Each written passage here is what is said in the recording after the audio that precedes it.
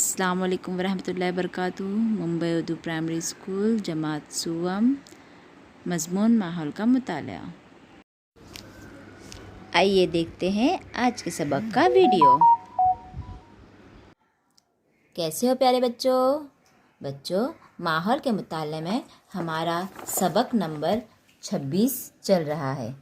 पिछले पीरियड में हमने सबक नंबर 26 का आधा हिस्सा देखे कि माहौल का ख्याल किस तरह रखना चाहिए, माहौल में कौन कौन आता है, फिर हमें बाग के फूल नहीं तोड़ना चाहिए, कचरा कहाँ फेंकना चाहिए, तारीखी मकामात में जब जाएंगे घूमने के लिए तो कैसे रहना चाहिए, प्लास्टिक वगैरह की चीज़ें जब इस्तेमाल करते हैं तो उसका हमें क्या करना चाहिए। अब हम इसके आगे देखते हैं। चलो ज़रा बच्चों मुझे बताओ तो तुम्हारे माहौल में तुमको क्या पसंद है और क्यों। हमारे माहौल में हमें घर पसंद है और हमारे घर वाले पसंद हैं। शाबाश।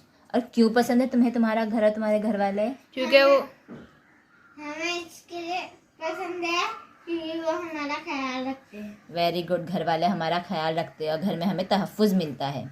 क्या तुमने देखा है कि परिंदे घोंसले किस तरह बनाते हैं? जी हाँ। अपने बच्चों के लिए वो कितनी मेहनत करते हैं? जी हाँ।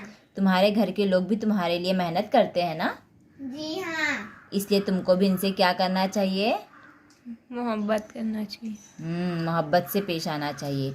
तुमसे जो बड़े हैं इनकी इज्जत करना चाहिए। वालिदा, वालिद और घर के दूसरे लोगों के काम में मदद करना चाहिए। सिर्फ घर के लोगों की ही नहीं बल्कि तुमको और किसकी मदद करना चाहिए? हमको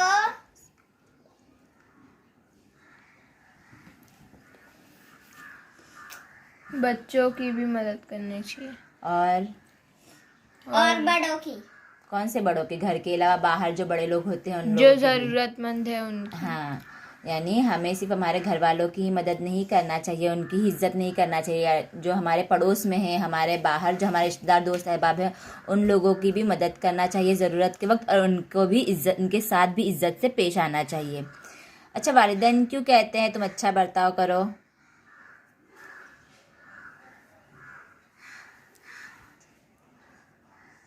अच्छे बच्चे बने। क्या तुम कभी देखते हो कि वालिदैन ने ठीक तरह से खाना नहीं खाया है? जी हाँ। कब देखते हो? जब वो बीमार रहते हैं। Very good. जब बीमार होते हैं हम तो हमें खाना नहीं खाया जाता। साथ में अगर घर के बड़े जब परेशान होते हैं उस वक्त भी वो ज़्यादा खाना नहीं खाते हैं।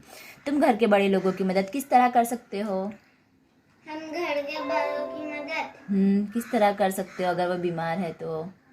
उनकी कोई चीज पूरा करना है तो वो बोलते हैं बेटा हमें ये चीज दे दो तो हम हाँ, यानी उनका हुक्म मान के, उनकी हिदायत मान के हम उनकी मदद कर सकते हैं। और अच्छा, अगर घर में कोई शोर नहीं कर। हाँ, वेरी गुड। अगर कोई बीमार हो जाए तो घर में क्या करेंगे? हम उनकी मदद करेंगे, उनका ख्याल रखेंगे, साथ ही शोरगुल ज़्यादा नहीं करेंगे। आपको पता है एक दूसरे पर इन्हिसार रहने का क्या मतलब है?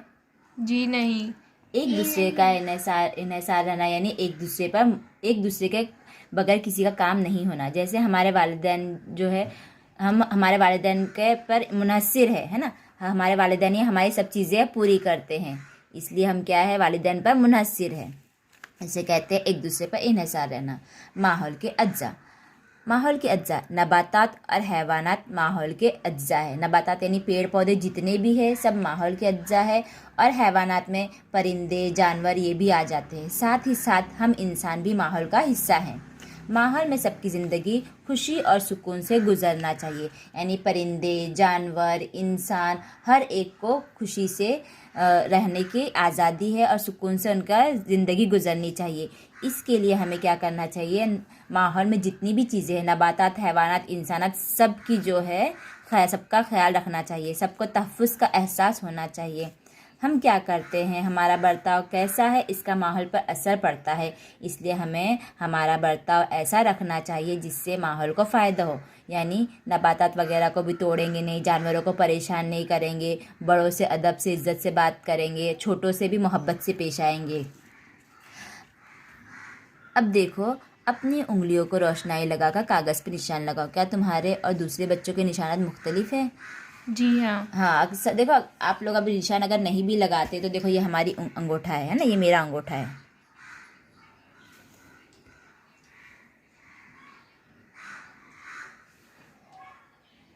अगर हम लोग हमारी उंगलियां, दोनों उंगलियां अगर हम लोग गौर से भी देखेंगे तो हमारे उंगलियों पे देखो बारीक बारीक जो निशानात है वो अलग अलग नज़र आते हैं। दोनों उंगलियों पे अलग अलग नज़र आते हैं। अगर हम कोई भी उंगली देखेंगे तो अलग अलग नज़र आते हैं, एक जैसे नहीं होते।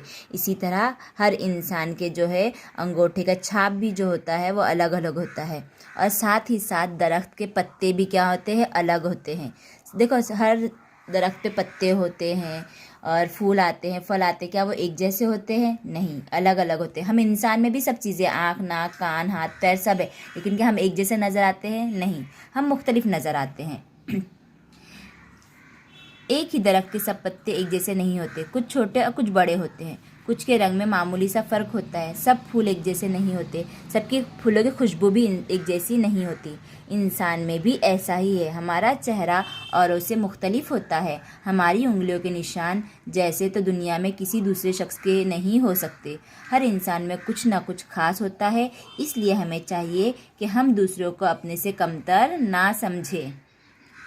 तुमने देखा होगा कि कुछ दरख्त ऊंचे और मजबूत होते हैं, लेकिन बेलें छोटी और नाजुक होती हैं।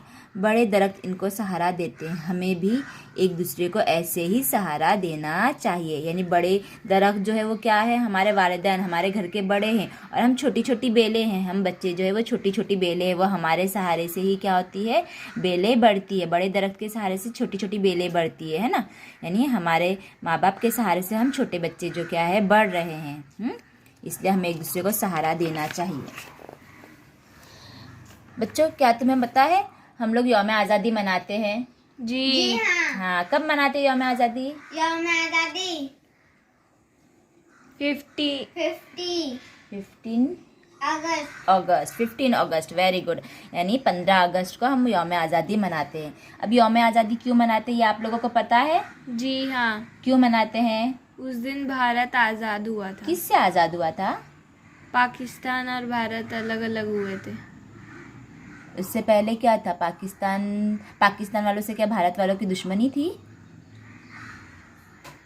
अंग्रेज से आज़ाद हुए थे। हाँ, अंग्रेज जो है हमारे मुल्क पर क्या कर रहे थे, हुकूमत कर रहे थे, और सब मुल्क वालों ने मिलके क्या किया, उनकी मुखालिफत की। और 15 अगस्त सन 1947 को क्या हो गया, हमारा मुल्क आज़ाद हुआ।